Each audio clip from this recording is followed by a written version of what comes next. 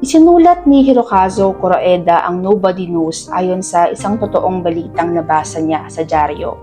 Liban sa masalimuot na pangyayari sa mga biktima, nais niyang maipakita ang tatag ng mga batang karakter sa kabila ng kanilang kahinaan at pangamba. Sa ganitong pamamaraan din makikita ang diskarte ng mga bata kapag sila ay naiiwang mag-isa, kung paano sila mamuhay nang walang gumagabay sa kanila. Sa unang eksena, hindi rito makikita ang panimula ng kwento, pero isa lamang itong kaunting pasilip sa mga kahihinatnan ng bida, si Akira, gusgusin at may dalang maleta. Dito tayo ngayon napapaisip, bakit humantong siya sa ganoong pangyayari? At habang tumatakbo ang pelikula, unti-unti sa atin ibinubunyag ang pinakakwento nila. Mula sa panibagong pagsisimula ng kanilang buhay noong lumipat sila ng apartment, makukwento ang pagkasakripisyo ng mga bata dahil sa kababayaan ng kanilang ina, hanggang sa tuluyan na silang aabandonahin. Na-highlight ang resilience ni Akira at ng kanyang mga kapatid sa kabila ng gutom at uhaw. Resilience, hindi dahil likas ito sa kanilang karakter, kundi dahil wala silang choice. Sa bandang dulo ng kwento, namatay ang kapatid ni Akira, si Yuki, nang dahil lamang sa nahulog ito sa upuan. Siguro para sa ibang mga manonood, masyadong simple ang aksidente para matawag na conflict. Pero para sa akin, naipapakita rito ang epekto ng pag-abandona sa kanila. Kung sakaling nasubaybayan ni Akira ang kapatid o di kaya'y kasama pa rin nila ang kanyang ina, hindi sana mangyayari ang ganito. Nilagay nila ang bangkay ni Yuki sa maleta kung saan din siya itinago ng kanyang ina noong sila ay naglipat bahay. At doon natin matutunghayan na si Yuki pala ang bitbit ni Akira sa bus sa simula ng eksena. Dala-dala siya para ilibing ng maayos. Ang ganitong takbo ng pelikula ay marahil isang pagbabalik, tanaw lamang ni Akira ilang sandali bago niya ilibing ang namatay na kapatid. Kung ganito ang pagtuon natin sa naratibo, masasabi nating masakit na may halong kaunting saya ang pagbabalik tanaw niya.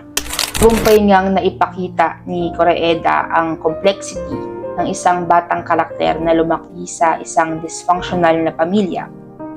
Una, ang kanyang paulit-ulit na pagharap at pagtaka sa responsibilidad na itinulak sa kanya. At pangalawa, ang patuloy na pagsubok ng kanyang moralidad sa kabila ng gutom at kawalan ng gabay ng isang magulang. Ilang beses pinakita ang mga kamay ni Akira, Kyoko, Yuki at Shigeru. May close-up shots ng kanilang mga kamay habang nagsusulat, tumutugtog, nagdodrawing, naglalaro, o nagbibilang ng pera. Pero ang pinakatumatak sa akin, ang mga maruruming daliri ni Akira na hinahaplos ang maleta ni Yuki. Marahil, para kay Koreeda, ang kamay ng mga bata ay hindi lamang simbolo ng childlike wonder o ang kanilang pagtuto sa mga bagay-bagay dito sa mundo, kundi na ipapakita rin ang kanilang pangungulila sa ina na nag-iwan ng mga alaala.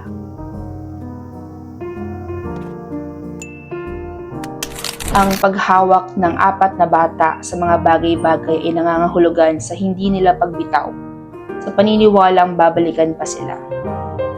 Maaari ding pinapakita kung paano nila inaaral ang mundo na sarili mismo ang gabay.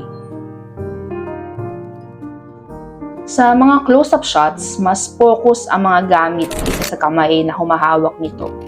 Mas nai-emphasize ang laki ng bagay o mundong inaaral ng kanilang musmos at munti nilang kamay. Sa mga kamay ni Akira, mahigpit ang paghawak niya ng pera at madiin ang pagpindot niya sa telepono. Dahil bilang panganay, dapat siyang maging matatag. Kay Kyoko naman, mabagal ang kanyang mga kamay. Paisa-isa niyang pinipindot ang keys sa piano dahil nararamdaman niya ang pag-iisa at lungkot. Kay Yuki, may pag-aalinlangan ng pagdampot ng mga krayola. Nag-iisip siya ng mabuti bago kumilos. Hindi sigurado sa mga simpleng desisyon dahil walang nagtuturo sa kanya. Kay Shigeru naman, mabilis kumilos ang kanyang mga kamay. Walang pag-aalinlangan, pero hindi nag-iingat. At dahil nga walang dumidisiplina, laging nagkakamali. Miski may eksenang nagsasaya ang 4 na bata na sinabayan ng kalmadong acoustic music, dramatic at tragic pa rin ang pangkalahatang visual mood ng pelikula. Cool-toned.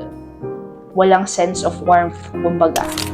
Still halos ang shots at mabagal ang movements, pero may film noise o grain na sa aking palagay nakadadagdag sa feels ng kwento. Ibibigyang diin ang vulnerability ng mga karakter. Ipinapakita kasi na kahit kalmado ang external environment, meron pa ring turbulence sa internal. Pagkatapos ilibing si Yuki, naging was warm ang tone ng mga sumusunod na eksena. Siguro sa mundo ni Akira ay may liwanag na. Nakapag-move forward na siya sa mga masalimuot na pangyayari. Oo, rinig niya pa rin ang tunog ng mga eroplano pero naniniwala siyang kung nasaan man si Yuki, maayos na ang kalagayan niya.